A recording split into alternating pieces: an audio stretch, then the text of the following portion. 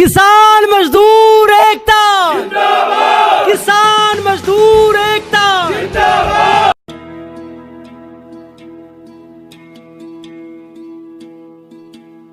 है सुना ये पूरी धरती तू चला है, भगवान है कहाँ रे तू, है खुदा है कहाँ रे तू।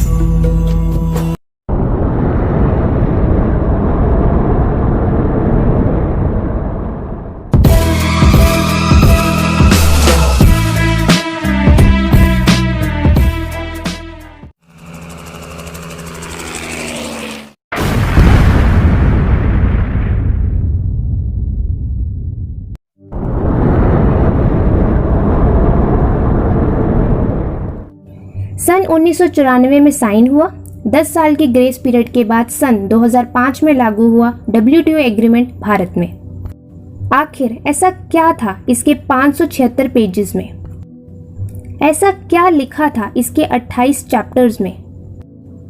ऐसा क्या था उन 2000 से ज्यादा शर्तों में जो आज हमें जगाने के लिए भगवान को सायरन बजाना पड़ा? सन 1948 से खेतीबाड़ी कभी भी व्यापार में नहीं गिनी जाती थी। इसे तो भक्ति पूजा की तरह माना जाता है। लेकिन तूफान की आहट तब हुई जब सन 1986 में खेती भी व्यापार में गिनी जाने लगी। जब शिक्षा व्यापार बनी तो उसका मूल्य खत्म हुआ। जब स्वास्थ्य व्यापार बना तो लोग ठीक कम बीमार ज्यादा हुए।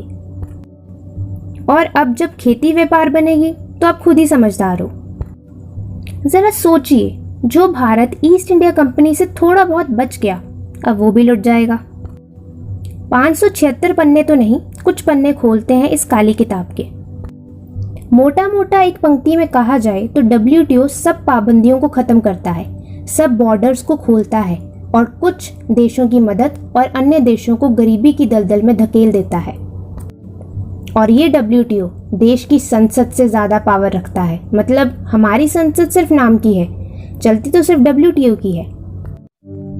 एग्रीमेंट ऑन एग्रीकल्चर 50 से ज्यादा शर्तों के साथ, हम उसमें से 3 बताते हैं। उससे पहले MSP को समझते हैं। MSP में सब्सिडी, बिजली, पानी में छूट, कीटनाशक में छूट शामिल है। पहली शर्त, WTO साइन करने के बाद भारत सरकार को 2005 से लेकर अगले 7 साल तक हर साल 24% सब्सिडी कम करते जाना है, जिसमें MSP भी आता है। अंतर्राष्ट्रीय मूल्य हमेशा ही कम होते हैं क्योंकि पश्चिमी देश खूब सारा उत्पादन अंतर्राष्ट्रीय बाजार में भेजते हैं, प्लस उनके यहाँ किसानों को बहुत ही ज्यादा सब्सिडी भी दी जाती है, जिस वजह से भी अंतर्राष्ट्रीय मूल्य कम हो जाता है। भारत में सब्सिडी कम ही है, इसलिए भारतीय मूल्य विदेशी मूल्य से ज्यादा है। बिजली पानी में छूट और कीटनाशक वगैरह का कम कीमतों पे मिलना, ये भी MSP का ही हिस्सा है। अगर MSP कम होता गया तो डिमांड एंड सप्लाई से बिक्री होगी, अंतर्राष्ट्रीय कीमतों पर माल बिकेगा। सब्सिडी भी कम, कीटनाशक भी महंगे, बिजली पानी भी महंगा, ऊपर से बिक्री सस्ती, किसानों को बहुत ही ज्यादा नुकसान होगा। कुछ सुना सुना लग रहा है ना? अरे हाँ, किसान आंदोलन इसी के तो खिलाफ चल रहा है। दूसरी शर्त, WTO करार कहता है जो भी फसलें, फल, सब्जियां आपके देश में उगाई जाती हैं, मिनिमम कंजम्पशन का 8% आपको बाहर से खरीदना जरूरी होगा। फिर उसका क्या करें जी? कहते भी हमें नहीं पता, चूहों को खिलाओ, समंदर में फेंको, पर खरीदो जरूर। ये 2005 में लागू हुआ था। आज 2021 में भी भुखमरी बड़ी ही है, कम नहीं हुई। WTO इसे मार्केट एक्सेस कहते हैं। बाहर से बहुत सारा माल आएगा, बेशक कीमतें तो कम होंगी। हाँ, खाने वाले को फायदा होगा, 1 बार होगा, 2 बार होगा, फिर पैसे ही नहीं बचेंगे तो फिर क्या खाओगे? एक बार सस्ता खरीदा और खेती खत्म हो गई, दूसरी बार सस्ता खरीदा तो पता नहीं, शायद हम ही ना रहें। तीसरी शर्त, WTO करार कहता है कि अगर बारिश ज्यादा हो जाए या सूखा पड़ जाए तो कोई भी राज्य सरकार, केंद्र सरकार अपनी मर्जी से कर्ज माफ या किसी को भी किसी भी प्रकार की आर्थिक सहायता हमसे पूछे बगैर तो नहीं कर सकती। बाकी हमारी मर्जी है हम इजाज़त दें या ना दें, हाँ करें या ना करें। बस यही लिखा है WTO में और साइन भी किया है भारत सरकार ने। बाकी सुनोगे तो हैरान हो जाओगे और शायद आंसू भी आएंगे कि आखिर किस दौर से गुजर रहा है हमारा किसान। अगला फांसी ना ले तो क्या हवन करे। मोटा मोटा कहा जाए तो इस तरह है, सब्सिडी कम होती जाएगी, पेटेंट हो चुके बीज हर साल नए खरीदते रहो, कीटनाशक महंगे, बिजली महंगी, पानी महंगा, ऊपर से बिक्री सस्ती। कुछ लोग ले लेंगे फांसी और कुछ खेती ही छोड़ देंगे और आ जाएंगे शहरों में और बन जाएंगे मजदूर और रहेंगे धारावी जैसी जगहों पर। जमीन चली जाएगी कॉरपोरेशंस को, विदेशियों को, और तब शुरू होगा असली खेल, असली शतरंज का खेल, जब एकदम से बढ़ने लगेंगे हर वस्तु के दाम। खेती तो कब की खत्म हो गई, अब हम सब विदेशियों के सहारे हो जाएंगे। रुपया हार जाएगा डॉलर के सामने, जिससे हमारा अंतर्राष्ट्रीय कर्ज और भी ज्यादा बढ़ जाएगा। फिर टैक्स भी बढ़ेंगे, महंगाई भी बढ़ेगी, पेट्रोल डीजल की कीमतें भी बढ़ेंगी और धीरे धीरे हर भारतीय फांसी लेने को मजबूर हो जाएगा। जिंदगी मौत ना बन जाए संभालो यारो, जिंदगी मौत ना बन जाए संभालो यारो, खो रहा चैनो अमन, खो रहा चैनो अमन, हाँ मुश्किलों में है वतन, मुश्किलों में है वतन। क्या सच में FDI से देश की तरक्की होती है? FDI ज्यादातर उन देशों से आती है जिनके यहाँ आम ही मंदी रहती है, रिसेशन रहता है, क्योंकि जनसंख्या कम है, उत्पादन ज्यादा है, खाने वाले कम है पर उत्पादन बहुत ही ज्यादा। अब खुद के पास पूंजी नहीं है तो क्यों गरीब देशों में पैसा बांटते फिरते हो? थोड़ी रिसर्च करो तो पता चले कि 500 बिलियन $, FDI के रूप में आता है। और जरा दिल थामिए, 725 बिलियन $, वापस उन्हीं देशों में चला जाता है। अब बताओ कौन किसको पूंजी दे रहा है? जो देश मंदी से गुजर रहे हैं और जिनके पास ज्यादा संसाधन नहीं है, उनके लिए तो FDI रामबाण है, रामबाण। आप कहेंगे जी FDI से टेक्नोलॉजी आती है। 70% नॉन टेक्नोलॉजी जैसे नूडल्स, पेस्ट, कपड़े, जूते आदि। 10 से 15% इंटरमीडिएट टेक्नोलॉजी। 5 से 10% टेक्नोलॉजी जो आज तक कभी आई नहीं, सिर्फ कागज पर है। कोई देश कभी टेक्नोलॉजी नहीं देता, कभी भी नहीं। और अगर मान लो कोई टेक्नोलॉजी आई भी है तो वो 20 साल पुरानी है, या यूं कहो बेकार टेक्नोलॉजी है जिसको यहाँ भारत में डंप कर दिया गया है, सो कॉल्ड विकसित देशों का कचरा है। पर ये 725 बिलियन $, बाहर गया कैसे? उड़कर तो नहीं गया, पंख तो नहीं लगे थे उसके। उनका कोई यहाँ आया, उसने बिना रोक टोक के यहाँ ऑफिस खोला। हम लोगों ने अपनी झूठी शान बनाने के लिए उस ऑफिस में दिन रात खून पसीना एक किया, और फिर प्रॉफिट हुआ, मुनाफा हुआ, और वो प्रॉफिट, वो मुनाफा बाहर चला गया उड़कर। हिपोक्रेसी की सीमाएं लांघी भारतीय जनता ने, सरकार का भी रिकॉर्ड तोड़ा। खेती में कॉर्पोरेट्स आ जाएंगे तो आप आंदोलन करने लगे। अब किसान याद आ गया, अब मजदूर याद आ गए। पहले जरा अपने घर की रसोई में देखिए, फ्रिज में देखिए, मोबाइल की एप्स में देखिए, नजदीकी बाजार में नजर घुमाइए और स्वदेशी ब्रांड बताइए। नहीं, असल में ढूंढिए। पूरा रिटेल सेक्टर कॉर्पोरेट्स विदेशी कंपनी से भरा पड़ा है। रसोई में खाना विदेशियों का, कपड़े विदेशियों के, भाषा विदेशियों की, हर चीज विदेशियों की। ये नहीं दिखता, पर खेती में जब कॉर्पोरेट आ गए, विदेशी आ गए, तब आपकी आंख खुली, और वो भी तब जब किसान खुद सड़कों पर आ गए। अब आपको मिर्ची लग रही है, कोई एक्टर ऐड कर देता है, कोई हीरोइन ऐड कर देती है, आप फटाफट खरीद लेते हो। जिन वस्तुओं का ये हीरो हीरोइन टीवी पर, सोशल मीडिया पर बेच जाते हैं, उसे वो लोग खुद कभी देखते तक नहीं। खाना तो दूर की बात है, और आप खरीद लेते हो और स्टेटस अपलोड करते हो। ऐड देख देख कर आप खुद इन विदेशियों के मुफ्त के व्यापारी बन चुके हो। आपको एक पैसा नहीं मिलता ऐड करने का। जमाना बदल गया है। बारूद बनाने वाली कंपनीज थोड़ा ज्यादा थोड़ा कम वही बारूद डालकर आपको पैकेट बंद करके सजा के बेच रही हैं। गोली से ना सही लोगों को शुगर, हाई बीपी, कैंसर से मारेंगे, और जिसकी ऐड करने के लिए एक्टर, एक्ट्रेस, क्रिकेटर और पता नहीं कौन कौन करोड़ों रुपए लेते हैं, जिसका भुगतान आप अपनी जेब से करते हो। कंपनी अपना मुनाफा कमाकर कब का विदेश भेज चुकी है। आप इनका सामान भी खरीदते हो और खुद इनकी एड्स के पैसे भी देते हो। अगले एक तो हमारे खून पसीने की कमाई लूट रहे हैं और हमें ही बीमार करके केमिकल वाली दवाएं बेचकर हमें दोबारा से लूट रहे हैं। विदेशी कंपनीज भी हंसते हुए शान से पैकेट पर लिखती हैं कि हमने ये डाला है, क्योंकि उन्हें पता है कि 95% पढ़ी लिखी भारतीय जनता इंग्लिश बोलती तो है पर पैकेट पर लिखा पढ़ती नहीं, सो वो भी खुलेआम लिखते हैं। हिपोक्रेसी की भी सीमा होती है। आपका एक खरीदा हुआ पैकेट दूर एक किसान के मन में आत्महत्या का ख्याल पैदा करता है। जरा गौर कीजिए इस पर, इस बात की गहराई को समझिए।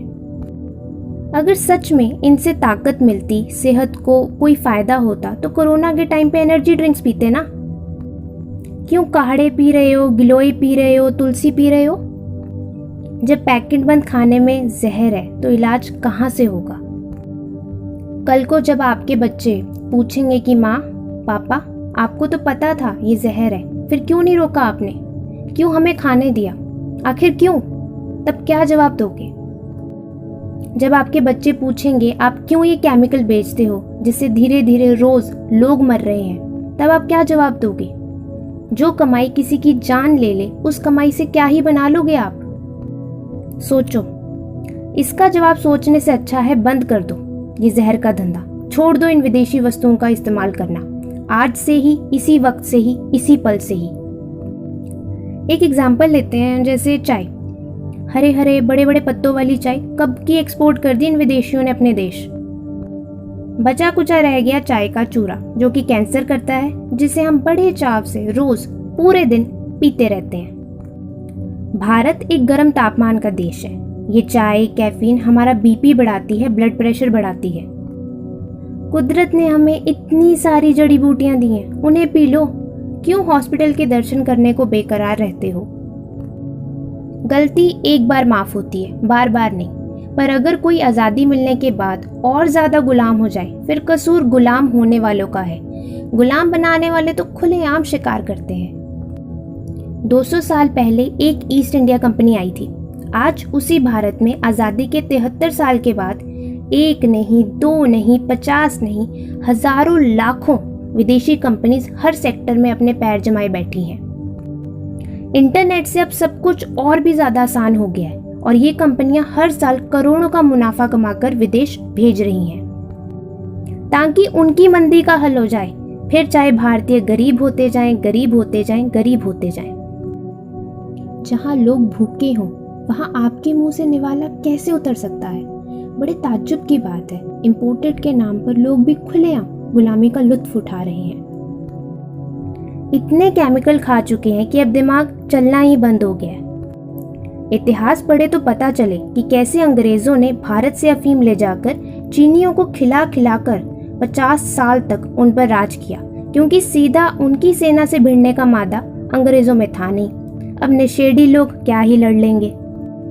और जब चीनियों के नशे उतरे, उन्होंने मिनट नहीं लगाया और अंग्रेजों को मार मार कर भगा दिया। देखो, ऐसा तो है नहीं कि आपको ये सब पता नहीं, आप सब जानते हो, फिर क्यों इस्तेमाल करना नहीं छोड़ते? इम्पोर्टेड है तो अच्छा ही होगा, तो आप खरीद लेते हो। शर्मा जी की बेटे की तारीफ करते करते आप खुद की अंश को नीचा दिखा देते हो। अपने ही देश का नमक खाकर उसी देश को झुकी नजर से देखते हो। पता इसे क्या कहते हैं? मानसिक गुलामी। हाँ, आपने सही सुना, मानसिक गुलामी। चाहे आज हाथों में जंजीरें नहीं हैं, चाहे आज कोड़े नहीं पड़ते अंग्रेजों के, पर आप आज खुद हंसते हंसते उन्हें रोज हर दिन हफ्ता देते हो, विदेशी सामान खरीदकर और स्वदेशी सामान को भुलाकर। बाहर से हाई क्लास दिखते हो, पर कैबिनेट दवाइयों से भरा पड़ा है। वीकेंड पर पिए बिना चलता नहीं, गोली के बिना नींद आती नहीं, सारा दिन भागते रहते हो और कहीं पहुंचते नहीं। इसी को भुलाने के लिए फिर फूकते हो और पीते हो और गर्व महसूस करते हो, अपनी ही गुलामी की नुमाइश करते हो। गुलामी का ऐसा मंजर देख दिल 1 मिनट में 60 बार टूट जाता है। ये काम तो गद्दारों के हैं ना, भारतीयों के नहीं। जो अपने ही देश की संस्कृति को भूल जाए, भाषा भूल जाए, भूषा भूल जाए, उसका मजाक बनाए, उसे गिरा हुआ समझे, तो आप गुलाम ही ठीक थे। ऐवी शहीदों ने अपनी जवानी दे दी आप लोगों के लिए। आज हजारों लाखों ईस्ट इंडिया कंपनीज आ चुकी हैं, अब बचा कुचा भी लुट जाएगा। 200 साल पहले सोने की चिड़िया ईस्ट इंडिया कंपनी ने उड़ा दी थी। अगर ऐसा ही चलता रहा तो कोई उसकी कहानी कहने वाला भी नहीं बचेगा। इसी काम को और ज्यादा आसान बनाने के लिए WTO में दूसरा एग्रीमेंट है, एग्रीमेंट ऑन सर्विसेज, सेवा क्षेत्र पर समझौता, उत्पादन को छोड़कर बाकी सभी कार्य के क्षेत्र जैसे बैंक, इंश्योरेंस, शेयर मार्केट, वकालत, professor, schools, colleges, universities, hospital, CA firms, गौशाला, आयुर्वेदिक शाला, दुकानें, departmental stores, restaurant, hotels, telecommunication. ये समझौता लागू होने के बाद सदस्य देश को अपनी सारी सीमाएं खोलनी पड़ेंगी। सबके लिए दरवाजा खोलो, मतलब विदेशी बैंक, इंश्योरेंस कंपनीज इत्यादि यहाँ आकर कोई काम करना चाहें तो भारत सरकार उन्हें रोकेगी नहीं। बॉर्डर अब सिर्फ नाम का रह गया। सोचो अगर सब फौजी बॉर्डर खाली कर आ जाएं तो हमारा क्या होगा। विदेशियों को दी गई ऐसी आजादी सोचो क्या कहर ढाएगी। सोचो, जरा सोचो। आर्टिकल 4 कहता है कि विदेशियों द्वारा दी गई सर्विसेज पर, उनके द्वारा कमाए मुनाफे पर, प्रॉफिट पर सरकारी कंट्रोल नहीं होगा। सरकार नहीं कह सकती आप इतना मुनाफा मत कमाइए, और ना ही उनके किसी भी काम में कुछ बोल सकती है, नहीं तो वो लोग शिकायत कर देंगे।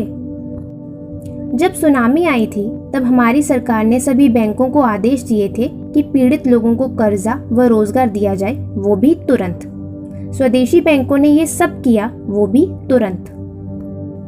पर विदेशी बैंकों ने ये कहकर मना कर दिया कि हम यहाँ ये सब करने आए नहीं, हम मुनाफा कमाने आए हैं और आप हमारे साथ कोई जोर जबरदस्ती नहीं कर सकते, वरना हम WTO के डिस्प्यूट सेटलमेंट कमेटी में आपके खिलाफ शिकायत कर देंगे। भारतीय प्राइवेट बैंकों ने भी ये कहकर मना कर दिया कि हम कंपटीशन में पिछड़ जाएंगे।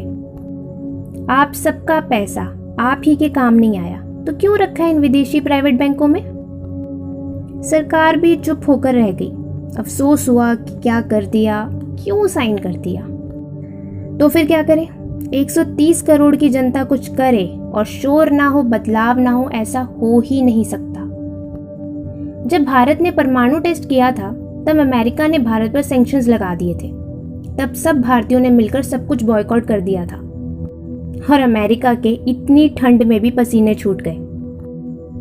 अब हम पीछे नहीं हटेंगे, जैसे भगत सिंह, राजगुरु, सुखदेव पीछे नहीं हटे थे। क्या करें, बहिष्कार करें, असहयोग करें, नॉन कॉपरेशन जिंदाबाद। सांप को दूध पिलाना बंद करो, अपने पैसे अंग्रेजों को देना बंद करो। ना बंदूक, ना बारूद, ना मारना है, ना मरना है। सिर्फ एक कदम उठाना है, विदेशी कंपनियों का सामान खरीदना बंद करना है और उनके साथ पूरी तरह ब्रेकअप करना है और पूर्ण रूप से भारत को और भारतीय होने को अपनाना है। Be Indian, buy Indian. फिर कुछ सवाल मन में आते हैं कि क्या हम सफल होंगे? क्या पहले किसी ने ऐसा किया है? क्या कोई और सफल हुआ है इस तरह स्वदेशी होकर? आप जानकर हैरान होंगे, 70 से ज्यादा ऐसे देश हैं जिन पर गुलामी के बादल वर्षों तक छाए रहे हैं। ऐसा ही एक देश है जापान। सवाल असली ये है कि करने वालों का संकल्प कितना बड़ा है, उतनी जल्दी सफलता मिलती है। 250 साल पहले जापान में एक स्वदेशी लहर चली, जब जापान विदेशी शक्तियों का गुलाम हो गया था। 16वीं सदी में जापान के राजा से एक छोटी सी गलती हो गई। गलती ये हुई कि उसने हॉलैंड की एक कंपनी को जापान में व्यापार करने का लाइसेंस दे दिया, जैसे जहांगीर ने ईस्ट इंडिया कंपनी को दे दिया था। हॉलैंड की कंपनी नागासाकी में घुस गई। 1600 के आसपास धीरे धीरे व्यापार बढ़ने लगा, मुनाफा मिलना शुरू हुआ। फिर कुछ और डच कंपनीज वहां घुस गई। डच लोगों की मदद से स्पेनिश लोग वहां पहुंच गए, फिर उनकी मदद से कुछ फ्रांसीसी लोग पहुंच गए और पीछे से अंग्रेज पहुंच गए और अंत में वहां अमेरिकी भी पहुंच गए। सन 1858 तक आते आते जापान की ये हालत हो गई कि जो जापान 16वीं सदी तक पूर्ण रूप से स्वदेशी था और स्वावलंबी था, सन 1858 तक आते आते दुनिया के इन 5-6 देशों की गुलामी में फंस गया। जापान भारत जैसे मैदानी भूमि नहीं है। जापान छोटे छोटे टापुओं में बसा देश है, अंडमान निकोबार जैसे। उन द्वीपों पर अलग अलग देशों ने कब्जा कर लिया, कुछ पर अमेरिकी, कुछ पर हॉलैंड, कुछ पर ब्रिटेन, कुछ पर स्पेन, कुछ पर डच, और पूरे जापान में ये गुलामी आ गई। जापान में हर वस्तु इन विदेशियों की बिकने लगी। अंग्रेजी वस्तुएं बिकने लगी, हॉलैंड वालों की, फ्रांस वालों की, सारे दूसरे देशों की वस्तुएं जापान में बिकने लगी। और जापान के अपने जो छोटे बड़े व्यापार चला करते थे वो धीरे धीरे उजड़ते गए, खत्म होते गए। 16वीं सदी तक छोटे छोटे हजारों उद्योग चला करते थे। इन विदेशियों ने आकर जापान के स्वदेशी उद्योगों को खत्म कर दिया और विदेशी वस्तुओं का बोलबाला पूरे जापान में होने लगा। और तब जापान में क्रांति हुई। उस क्रांति की शुरुआत सन 1858 से हुई। मेजी नाम का एक व्यक्ति जापान में निकला जो बाद में वहां का राष्ट्रपति भी बना। सन 1858 में उसने जापान को जोड़ना शुरू किया, 1, 2, 4, 8, 16, 32, और जापान के लोगों को उसने एक विचार देना शुरू किया कि जापान की गरीबी, जापान की भूखमरी, जापान की बेरोजगारी, जापान की आर्थिक मारामारी, ये सब विदेशियों के आने से जापान में शुरू हुई है। इन विदेशियों के आने से पहले जापान बहुत अच्छा था, जैसे भारत अंग्रेजों के आने से पहले सोने की चिड़िया हुआ करता था। बहुत अच्छा, बहुत सुंदर, स्वदेशी था। लोगों में अब ये विचार पनपने लगा और फिर लोग पूछने लगे कि इस गुलामी से अब हमें मुक्ति कैसे मिलेगी। मेजी ने लोगों को समझाना शुरू किया कि बहुत आसान है।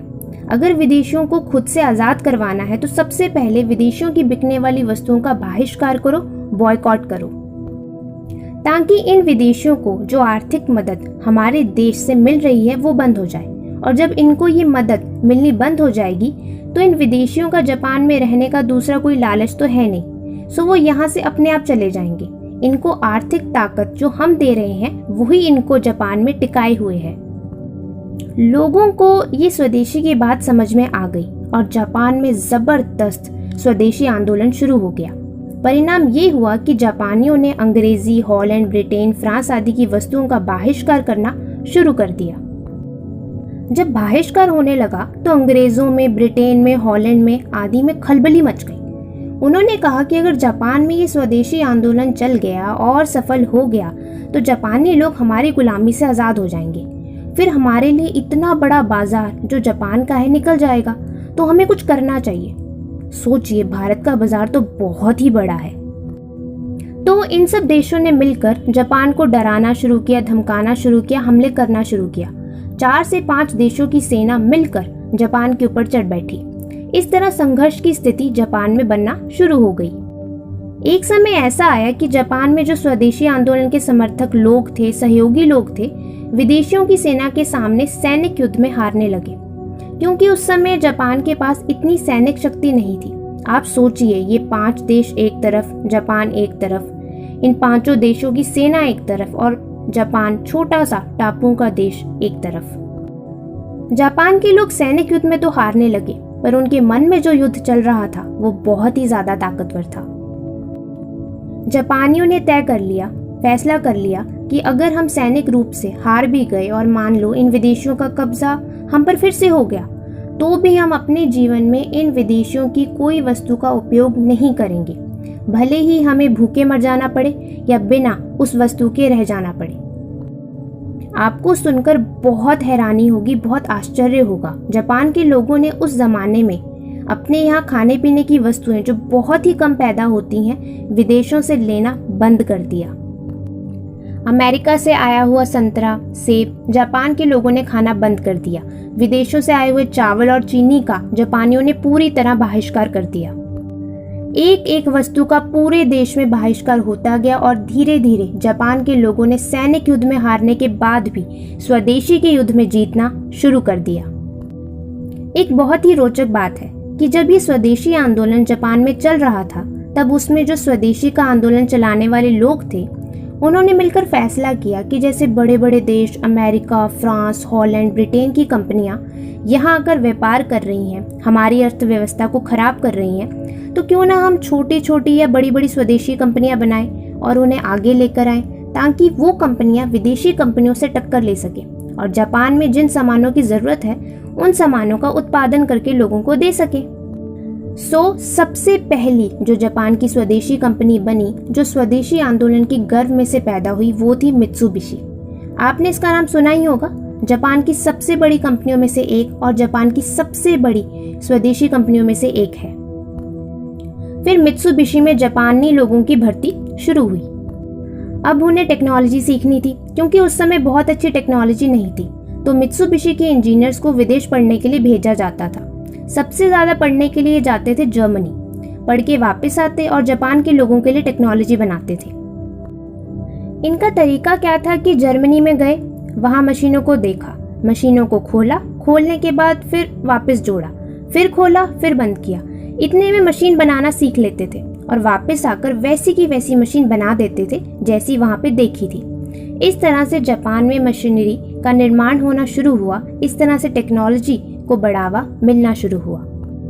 टेक्नोलॉजी जैसे जैसे बढ़ती गई, वैसे ही मित्सुबिशी के नीचे काम करने वाली कंपनियों की संख्या भी बढ़ने लगी। एक समय ऐसा आया कि मित्सुबिशी एक कंपनी और उसके नीचे सैकड़ों दूसरी छोटी छोटी कंपनीज, फिर और कंपनीज निकली और सब फैलने लगा।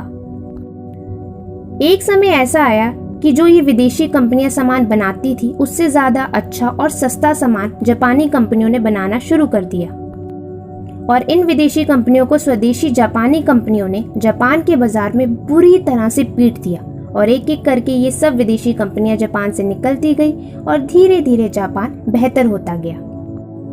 और जापान आज सारी दुनिया के सामने जो खड़ा है, ये स्वदेशी आंदोलन में से पैदा हुआ जापान है। बाहर से सीखा, उसे वापस आकर जापानीज में हजारों, लाखों, करोड़ों लोगों को सिखा दिया और ऐसे जापान बढ़ गया। एक जमाने का जापान जो पूरी तरह से विदेशी ताकतों के नीचे दबा था, आज पूरी ताकत के साथ विदेशियों के सामने सीना ठोक कर खड़ा हुआ है। जापान की जनसंख्या उत्तर प्रदेश की जनसंख्या से कम है। जापान जमीनी तौर पर भी उत्तर प्रदेश से छोटा है, लेकिन जापान आज सारी दुनिया में सबसे मजबूत है और अमेरिका को टक्कर दे रहा है और अमेरिका की बड़ी बड़ी कंपनीज को जापानियों ने खरीद लिया है। अमेरिका की अर्थव्यवस्था पर जापान का बहुत बड़े स्तर पर कब्जा है। जापान में चावल कोदो किस्म का होता है, जिसकी क्वालिटी अच्छी नहीं होती। कोदो से लाख गुना अच्छा चावल दुनिया के और देशों में पैदा होता है। भारत का बासमती दुनिया का सबसे अच्छा चावल है। जापानियों से पूछो कि कोदो खाते हो? हाँ खाते हैं। क्वालिटी में अच्छा नहीं है? हाँ नहीं है। किसी भी जापानी से आप पूछोगे आप बाहर से क्यों नहीं मंगवा लेते, भारत से बासमती खरीद कर क्यों नहीं खा लेते? अच्छे फल नहीं होते जापान में। गाय भैंस पाल नहीं सकते क्योंकि चरा नहीं सकते। सो बिना दूध की चाय पीते हैं। जब कहो कि दूसरे देश से दूध क्यों नहीं खरीद लेते अपनी चाय में डालने के लिए, एक ही जवाब आपको मिलेगा, कोई चीज हमारे देश की है, घटिया क्वालिटी की है, सबसे रद्दी क्वालिटी की है, फिर भी हम उसी का इस्तेमाल करेंगे क्योंकि वो स्वदेशी है, स्वदेशी है, स्वदेशी है। यही स्वदेशी की भावना देश को आगे बढ़ाती है और बनाती है। एक आखिरी बात, जापान की कमनसीबी देखिए। जापान में जब ये क्रांति शुरू हुई 1858 में और उन्होंने जापान को विदेशियों के कब्जे से आजाद करवाने की मुहिम चलाई, उस समय जापान में कुछ नहीं था, संसाधन नहीं थे।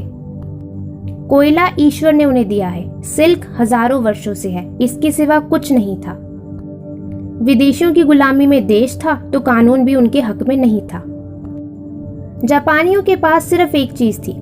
जब भी आप किसी जापानी अर्थशास्त्री से पूछोगे कि आपकी 1858 की क्रांति कैसे सफल हुई, आपके पास तो कुछ नहीं था। कहते हैं कि हमारे पास कुछ नहीं था, लेकिन हमारे पास आत्मविश्वास था, सेल्फ कॉन्फिडेंस था कि हम हमारे देश को विदेशियों से आजाद कराएंगे और इसे एक दिन दुनिया का सर्वश्रेष्ठ देश बनाएंगे। और इसी आत्मविश्वास ने हमको सब कुछ दे दिया। देखो कितनी बड़ी बात है। मित्सुबिशी कंपनी के सामने भी यही संकट था, पूंजी नहीं है, पैसा नहीं है। कंपनी तो बन गई आत्मविश्वास से, पर पूंजी कहां से लाएं? तब कंपनी के कर्मचारियों ने संकल्प लिया, हम कहीं बाहर से भीख मांगेंगे नहीं, किसी से उधार लेंगे नहीं, कर्ज लेंगे नहीं, फिर भी इस कंपनी को आगे लेकर जाएंगे। इन्होंने एक रास्ता निकाला कि पूंजी तो पैदा हो सकती है अगर हमारे पास लेबर ज्यादा हो, श्रम ज्यादा हो। अर्थशास्त्र का एक सिद्धांत है, अगर सरप्लस लेबर है तो पूंजी पैदा हो सकती है। तो जो जापानी कारीगर होते थे, मजदूर होते थे, एक दिन में 6 घंटे काम करते थे। उन्होंने कहा कि हम 12 घंटे 16 घंटे काम करेंगे, लेकिन तनख्वाह सिर्फ 6 घंटे की ही लेंगे, वेतन उतना ही लेंगे 6 घंटे का, 12 घंटे 16 घंटे काम करेंगे। सारे मजदूरों ने सारे छोटे छोटे स्वदेशी कारखानों में इस उद्देश्य से काम करना शुरू किया कि हमारे पास पूंजी नहीं है, हमें पूंजी पैदा करनी है, विदेशों से हाथ फैलाकर हमें भीख मांगनी नहीं, श्रम का बलिदान करेंगे, श्रम का उपयोग करेंगे और फिर पूंजी पैदा हुई, बहुत सारा पैसा पैदा हुआ। ये काम जापान के मजदूरों से, कारीगरों से किसी ने जबरदस्ती नहीं कराया, प्रेरणा और स्वदेशी भावना से उन्होंने खुद किया। आज जापान सबसे ज्यादा तरल पूंजी वाला देश बन गया है और अमेरिका के बाद किसी देश के पास सबसे ज्यादा तरल पूंजी है तो वो है जापान। अमेरिका की बड़ी बड़ी बैंक्स जापान के कब्जे में है, फाइनेंशियल कंपनीज जापान के कब्जे में है। अमेरिका के डिपार्टमेंटल स्टोर्स पर चीन का कब्जा है और फाइनेंशियल बैकबोन पर जापान का कब्जा है। जब जब स्वदेशी लहर चलती है तो कहां से कहां किसी देश को ले जाती है आपके सामने है। गर्व है जापानियों को, जापानीज भाषा में काम करते हैं, सारी शिक्षा जापानीज में होती है। पहली कक्षा से ही यही शिक्षा दी जाती है कि जापानी होना क्या है। इतनी देशभक्ति भर दी गई कि कभी देशद्रोह नहीं करते, कभी गद्दारी नहीं करते। जापानीज वस्तुओं का उपयोग करते हैं, जापानीज संस्कृति को 1 इंच भी नहीं छोड़ा है। जमीन को पवित्र मानते हैं और उसी पर बैठकर सब काम करते हैं। बड़े से बड़े करोड़पति के घर में जाओ, कोई सोफा कोई बेड नहीं मिलेगा, सब जमीन पर बैठते हैं, खाते हैं, सोते हैं। संस्कृति को नहीं छोड़ा, सभ्यता को नहीं छोड़ा, धर्म को नहीं छोड़ा। भाषा, पहनावा, स्वदेशीपन, देशभक्ति खून में है, रग रग में है। भ्रष्टाचार का कोई मामला खुल जाए और गलती से अखबार में छप जाए, इतनी शर्म आती है कि मंत्री खुद फांसी लगा लेता है। कहता है कि मेरे देश की बदनामी हो, इससे अच्छा मैं खुद ही मर जाऊं। कितने ही प्रधानमंत्री आत्महत्या कर गए आत्मसम्मान बचाने के लिए। जापान जैसे देश जिसकी जनसंख्या हमसे कम, जमीनी तौर पर हमसे बहुत कम, संसाधन हमसे कम, सभ्यता संस्कृति शायद हमसे कम पुरानी, इन सब चीजों में हमसे कम होने पर भी अगर जापान सफल हो सकता है, स्वदेशी लहर चला सकता है, अपने देश को स्वावलंबी स्वाभिमानी बना सकता है, तो हम क्यों नहीं? हम क्यों नहीं? हमारी ताकत 1000 गुना ज्यादा है। हमारी आबादी तो हमारा गहना है, हमारे मजदूर किसान हमारा गहना है, हमारी उपजाऊ जमीन, हमारे देश का मौसम हमारा गहना है, हमारे शास्त्र ग्रंथ हमारा गहना है। तो क्यों इन गहनों को उतार रहे हो? क्यों इनका इस्तेमाल नहीं करते? आखिर क्यों? भारत के लोग, भारत की जमीन अपने आप में सोना है, चांदी है। हम कहां से शुरुआत करें? पर उससे पहले हमें एक संकल्प लेना होगा। विदेशी वस्तुओं को इस्तेमाल करना छोड़ देंगे। एड देखकर, सोशल मीडिया देखकर, एक्टर, एक्ट्रेस, क्रिकेटर देखकर पैकेट बंद जहर ना ही खरीदेंगे, ना ही खाएंगे। स्वदेशी वस्तुएं ही खरीदेंगे, खाएंगे, पहनेंगे और बोलेंगे भी। अपने संस्कार, अपनी संस्कृति का सम्मान करेंगे। Be Indian, buy Indian. जागो ग्राहक, जागो। पहले रावण था, कंस था, एक तरह का लूटखोरी का सिस्टम ही था वो। सोने की लंका मेहनत से नहीं, लूटकर ही बनी थी।